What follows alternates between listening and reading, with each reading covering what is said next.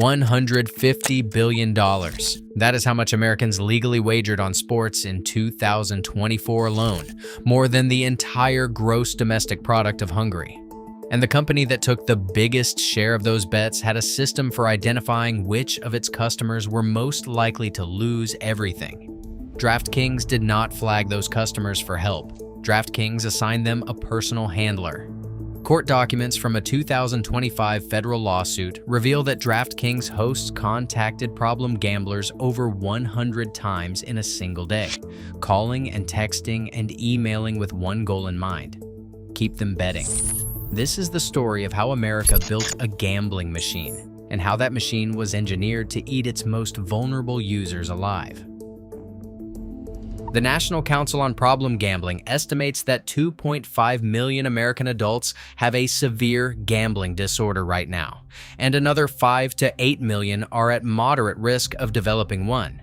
1 in 5 people with a gambling disorder will attempt suicide.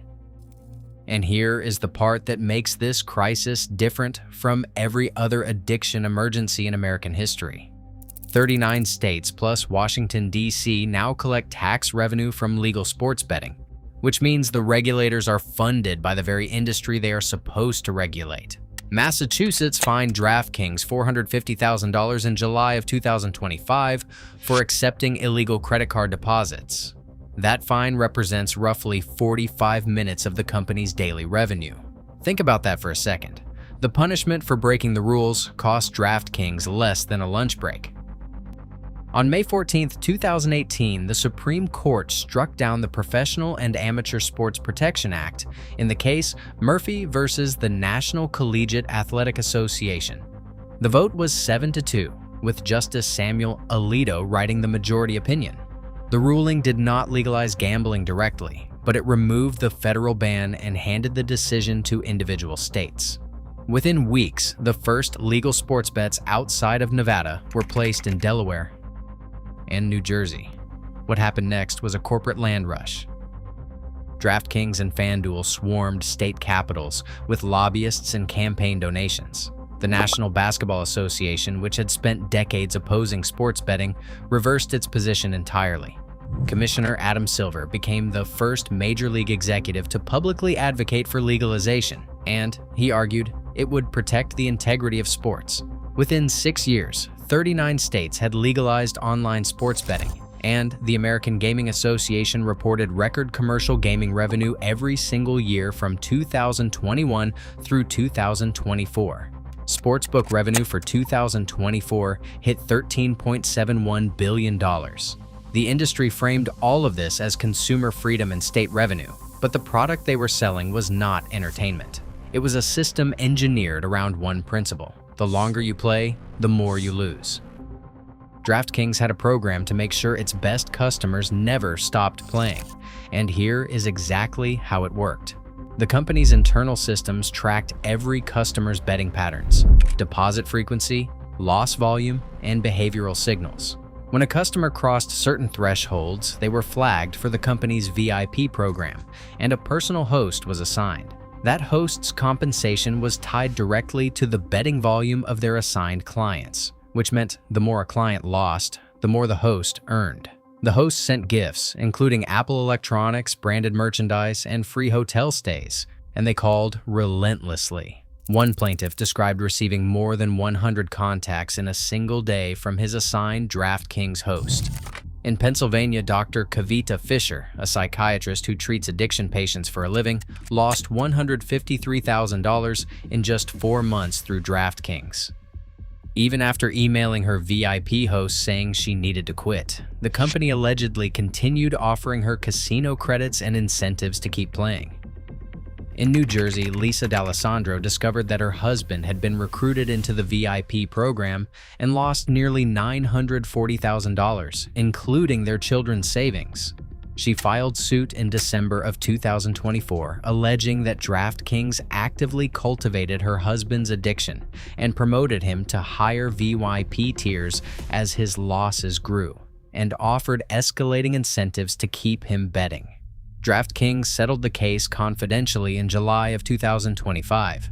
In Pennsylvania, a separate plaintiff had requested that DraftKings close his account back in 2019, but the company did not close it.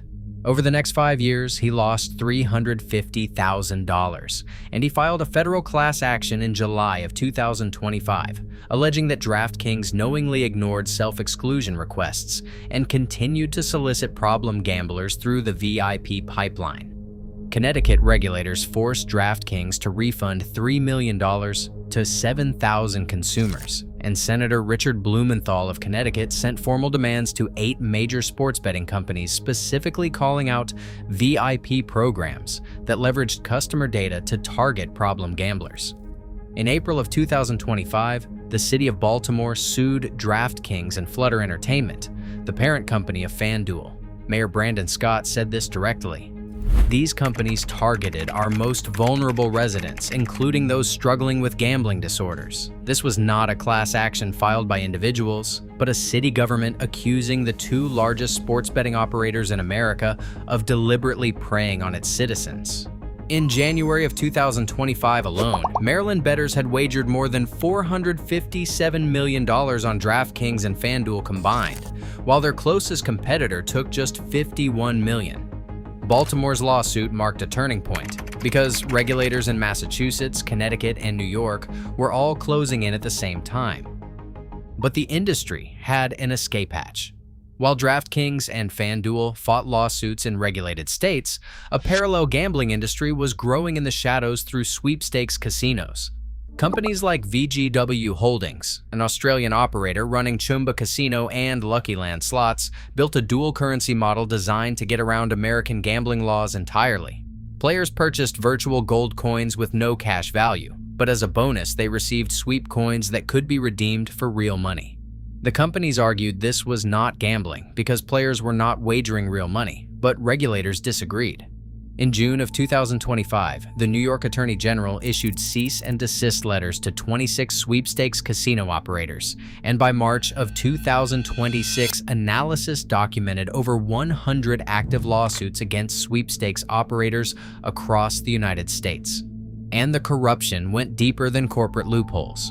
In Indiana, State Representative Sean Eberhardt accepted a promised salary of $350,000 per year from Spectacle Entertainment, a casino company, and in exchange, he pushed legislation that saved Spectacle an estimated $80 million in licensing fees and tax breaks. He pleaded guilty in November of 2023 and was sentenced in July of 2024 to 1 year and 1 day in federal prison. His colleague, State Senator Brent Waltz, was also convicted for funneling casino money into a congressional campaign. The gambling industry was not just exploiting consumers, it was buying the lawmakers who wrote the rules. Harvard Medical School researchers, including Dr. Debbie LaPlante and Dr. Shekhar Saxena, have publicly framed gambling expansion as a public health emergency. In 2025, Boston University received a $2.5 million grant from the National Institutes of Health specifically to study the health and economic effects of sports betting. 48% of American men between 18 and 49 now have at least one online sportsbook account, according to Harvard research, and 1 in 4 sports bettors report they have missed bill payments because of gambling. Here is the structural problem that makes reform nearly impossible. States are now dependent on gambling tax revenue. They legalized it for the money, and the money is coming from the people who can least afford to lose it. The system was not broken by DraftKings or FanDuel or the sweepstakes casinos. The system was built this way. Every incentive from VIP hosts to legislative lobbying to dual currency loopholes points in the same direction. Keep people playing. $150 billion wagered in a single year. 2.5 million Americans with severe gambling problems and VIP hosts calling addicts over 100 times a day. Cities are suing, states are collecting, and an industry that has learned exactly one lesson from every scandal settles quietly and keeps the machine running. The question is not whether this system is working, because it is working perfectly. The question is, who is it working for? If this is the first time you are hearing about the DraftKings VIP pipeline or the sweepstakes casino loophole, You are not alone. These stories do not get the coverage they deserve. Subscribe so you do not miss the next one.